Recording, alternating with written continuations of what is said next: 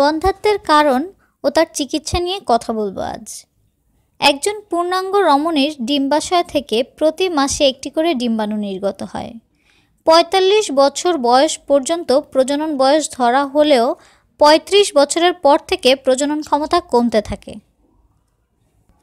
প্রজনন বয়সের শেষ দিকে ডিম্বাণু নিঃসরণ প্রতি মাসে নাও হতে পারে।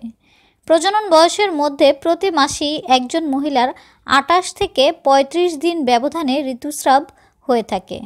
ঋতুস্রাব মহিলাদের ডিম্বাণু নিঃসরণের একটি প্রমাণ, যদিও কখনো কখনো ডিম্বাণু নিঃসরণ ছাড়াই ঋতুস্রাব হতে পারে। ২৮ থেকে ৩০ দিনের ব্যবধানে যাদের ঋতুস্রাব হয় তাদের সাধারণত ১৩তম, ১৪তম ও ১৫তম দিনগুলোর কোনো এক সময় ডিম্বাণু নির্গত হয়। এ সময়কে বলে প্রজনন সময়। এ সময় নিষেক ঘটলে নিষেকের ফলে যেটি তৈরি হয় সেটিকে ভ্রূণ বলে। এ ভ্রূণ চক্রবৃদ্ধি হারে বিভক্ত হতে থাকে এবং ডিম্বনালী অতিক্রম করে নিষেকের ৭ম দিন জরায়ুতে প্রবেশ করে এবং জরায়ু গাত্রে দৃঢ় হয়ে স্থাপিত হয়। পরে এখানেই ধীরে ধীরে বড় হয়ে ২৮০ দিন পরে পূর্ণাঙ্গ মানব শিশু ভূমিষ্ঠ হয়। কিন্তু কোনো দম্পতি ১ বছর জন্ম নিয়ন্ত্রণের ব্যবস্থা ছাড়াই একই সাথে সন্তান ধারণ না করে থাকেন তাকে ইনফার্টিলিটি বা বন্ধ্যাত্ব বলে। এটি হতে পারে প্রাথমিক, যাদের কখনোই গর্ভসঞ্চারণ হয়নি, অথবা মাধ্যমিক, যাদের আগে গর্ভসঞ্চারণের পর এখন আর গর্ভসঞ্চারণ হচ্ছে না। সাধারণত ৮০% দম্পতির চেষ্টার প্রথম বছরের মধ্যেই সন্তান হয়ে থাকে। ১০% দম্পতির দ্বিতীয় বছরের মধ্যে হয়ে থাকে। বাকি ১০%-এর কোনো না কোনো কারণে সন্তান ধারণে অসুবিধা দেখা দেয়। তাদের জন্য স্পেশাল চিকিৎসা দরকার। এই না হওয়ার পেছনে স্বামী স্ত্রী দুজনের যে কেউ কারণ হতে পারে, আবার সম্মিলিত অসুবিধার কারণেও হতে পারে। বন্ধ্যাত্বের কারণ। সন্তান ধারণে ব্যর্থতার কারণ অগণিত। কারণ যাই হোক, প্রতিটি ক্ষেত্রে বিশেষ চিকিৎসা বিদ্যমান। তবে কারণগুলো নিরূপণের পদ্ধতি ও চিকিৎসা পদ্ধতি সহজতর ও স্বল্প ব্যয় সাপেক্ষ থেকে শুরু করে জটিলতম ও বহুল ব্যয় সাপেক্ষ পর্যন্ত হতে পারে। ডিম্বাণু তৈরি হওয়া, অর্থাৎ অনেক কারণে ডিম্বাণু তৈরি হয় না। ডিম্বনালী বন্ধ হয়ে গেলে কিংবা কার্যক্রম না থাকলে। এন্ডোমেট্রিওসিস নামক ডিজিজের ফলে। জরায়ুতে টিউমার হলে। জরায়ুর গ্রীবার শুক্রাণুর প্রতি শত্রুভাবাপন্ন ভাব থাকলে। পুরুষদের মধ্যে মুখ্য কারণ হল শুক্রাণুর পরিমাণ কম থাকলে, শুক্রাণুর অস্বাভাবিক চলাচল থাকলে, শুক্রাণু অনুপস্থিত থাকলে। এছাড়াও সম্মিলিত সমস্যার কারণ হতে পারে এবং কখনো কখনো উভয়ের কোনো কারণ ছাড়াই সন্তান না হতে পারে। যখন কোনো নির্দিষ্ট কারণ খুঁজে পাওয়া যায় না তখন তাকে ব্যাখ্যাহীন বন্ধ্যাত্ব বলে। চিকিৎসা। বন্ধ্যাত্বের চিকিৎসা সময় সাপেক্ষ ব্যাপার। মানবজাতির স্বাভাবিক প্রজননের হার অন্যান্য প্রজাতির চেয়ে অনেক কম।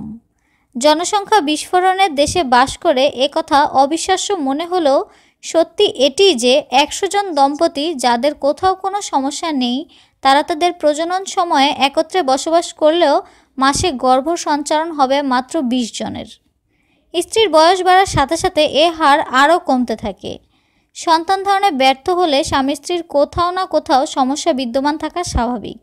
সেক্ষেত্রে চিকিৎসা করে প্রজননের হার স্বাভাবিক হারের চেয়ে কম বই বেশি করা দুরূহ ব্যাপার। আর সেজন্যে বন্ধ্যাত্বের চিকিৎসা হলো ধাপে ধাপে চিকিৎসা। বিভিন্ন ধাপে কোনো এক ধাপে আশানুরূপ ফল পাওয়া যায়। এ ধাপে ধাপে চিকিৎসার জন্যই চিকিৎসার সময় দীর্ঘায়িত হয়। অন্য কোনো অসুস্থতার মতো চট করে এটির সমাধান দেয়া যায় না। তবে অবশ্যই স্ত্রীর বয়সের দিকে এবং বন্ধ্যাত্বের কারণের দিকে খেয়াল রাখতে হবে। বন্ধ্যাত্বের স্বপ্ন পূরণে টেস্ট টিউব বেবি। বর্তমানে অনেক দম্পতি টেস্ট টিউব বেবির মাধ্যমে সন্তান গ্রহণ করছেন। টেস্ট টিউব পদ্ধতিটি দুটি ভাগ আছে, একটি IVF, অন্যটি ICSI। IVF-এ স্বামী স্ত্রীর শুক্রাণু ও ডিম্বাণুকে প্রকৃতিগত পদ্ধতিতে বাদ দিয়ে একটি গ্লাসের পাত্রে মিলিত হবার ব্যবস্থা করা হয়। এ পাত্রটি একটি বিশেষ ইনকিউবেটরে রাখা হয় এবং সেখানেই নিষেক হয়ে ভ্রূণের সৃষ্টি হয়। এ পদ্ধতিতে একাধিক ডিম্বাণু তৈরি করা সম্ভব বলে একাধিক ভ্রূণ তৈরি হতে থাকে। তা থেকে সবচেয়ে ভালো মানসম্পন্ন 3টি ভ্রূণকে স্ত্রীর জরায়ুতে স্থাপন করা হয়, যা পরে স্বাভাবিক গর্ভ সঞ্চালনের মতোই বৃদ্ধি পেয়ে পূর্ণাঙ্গ শিশু হয়। পদ্ধতিটির প্রসারিত নাম ইনভিট্রো ফার্টিলাইজেশন।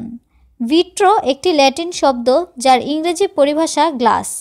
এই গ্লাসের পাত্রে নিষেক হয় বলেই এর নামকরণ হয়েছে test tube baby. ICSI test tube পদ্ধতির আর একটি ভাগ। এ পদ্ধতিতে ডিম্বাণু সংগ্রহের পর একটি ডিম্বাণুর ভেতর একটি শুক্রাণুকে ইনজেক্ট করে দেওয়া হয়।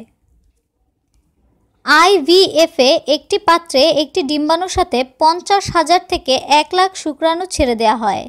তা থেকে একটি শুক্রাণু নিজ ক্ষমতা বলে ডিম্বাণুর ভেতর প্রবেশ করে। যখন শুক্রাণুর পরিমাণ অতিমাত্রায় কম থাকে কিংবা মোটেও থাকে না, তখন ইক্সি করা হয়। বীর্যে শুক্রাণুর অনুপস্থিত থাকলে অশ্বকোষ থেকে ছোট্ট অপারেশনের মাধ্যমে শুক্রাণু পরিপক্ক অথবা অপরিপক্ক পর্যায়ে বের করে একটি বিশেষ অণুবীক্ষণ যন্ত্রের সাহায্যে ডিম্বাণুর ভেতর প্রবেশ করিয়ে দেওয়া হয়। পরে ইনকিউবেটরে রাখা হয় এবং বাকি পর্যায়ে আইভিএফের মতোই। খুব গুরুত্বপূর্ণ একটি বিষয় সম্পর্কে জানালাম আজ। আবারও ফিরে আসব নতুন কোনো বিষয় নিয়ে। ভিডিওটি ভালো লাগলে লাইকস, কমেন্ট এবং শেয়ার করবেন। বিভিন্ন প্রকার টিপস পেতে আমাদের চ্যানেলটি অবশ্যই সাবস্ক্রাইব করে রাখবেন।